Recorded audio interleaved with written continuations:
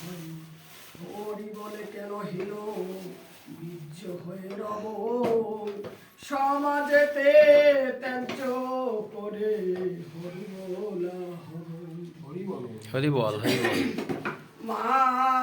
মাতিয়েছে মহাপ্রভু হরিচাঁদ নামে, নম শূদ্র তুচ্ছ কথা ডরি না সে জমে। বাবা হরিচাঁদের করুণা যদি হয়, মারা বংশ কুল মান কিছুই না চাই। হরি প্রেম, হরি প্রেম বন্যা এসে কুল গেছে ভেসে, জাতি মোরা হরি বলাই জাতি কিসে। ভগ্নি ধরে তীর্থ মনি কয়ে, তিনি কান হরি বলা কারে করে হয়। মা দিল পুরুষ নারী ভয় নাহি মনে, অভক্তের ভয়ে কিসে মানিনে সব।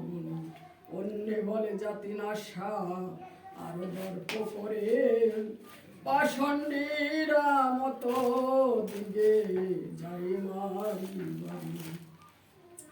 তাহা শুনে তীর্থমণির আগে হুতাশ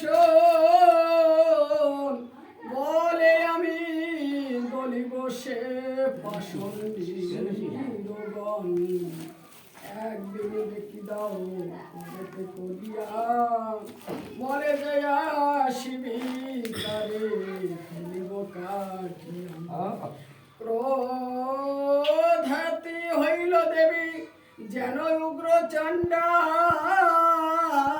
বেকি দাও হাতে নিল যেন খড় খান্ডা। তাহা দেখে ভয় পেয়ে পেল যত পাষণ্ডীরা, ভীত হয়ে উত্তর না করিল তাহারা। এর স্বভাব নাই হয়ে হরি বলা, সে কারণে লোকে বলে তীর্থরাম বালাম। আর শোনো তাহার চরিত্র গুণগান, হরি প্রেম রসে মেতে বলে হরি বল হরি বল হরি বল হরি বল। বিবাহিতা হয়েছিল মুরাশি গ্রামেতে, তার পতি মরিল সে অল্প বয়সে।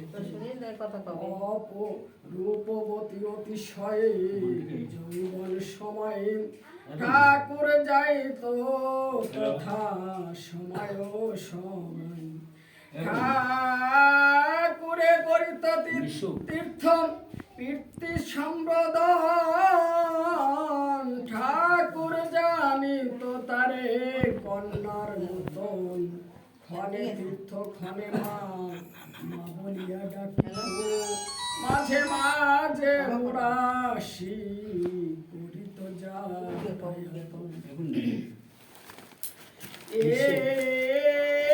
একদিন তীর্থমণি পাকশালা ঘরে,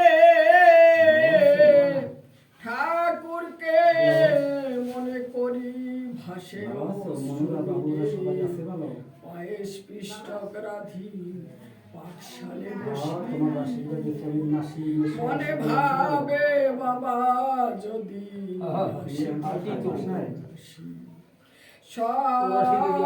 হস্তে তুলিয়ে দিতাম চন্দ্র বদনে,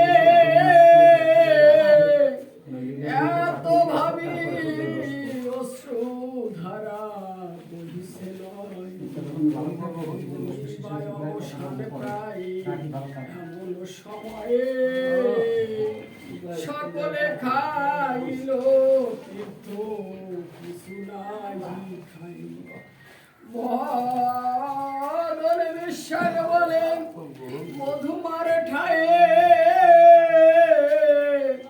খাও গিয়া মধু বলে চোরা লাগে নাই। মীরাবাই রাধিতে খিচুড়ির ভাত, তীর্থ হয়ে খেত গিয়ে সেই মতো মহাপ্রভু তীর্থমণি ঘরে